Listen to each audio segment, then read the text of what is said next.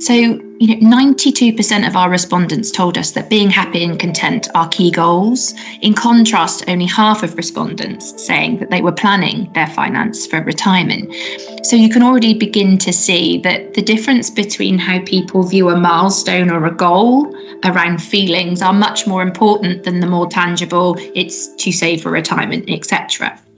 So then I guess we needed to think more about, okay, so why don't people share the goals? And a lot of this was down to worry or embarrassment.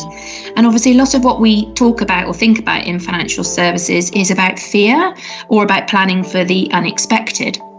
And one of the most interesting learnings for me through this is actually when we started asking people about, well, how do you plan for unexpected life events and started to explain those, the question even shocked the majority of our respondents. So I think there's something really interesting in that psychology and that mentality, and actually how we might begin to better understand the sharing of goals, the setting of goals, and why or why not, for us to unpick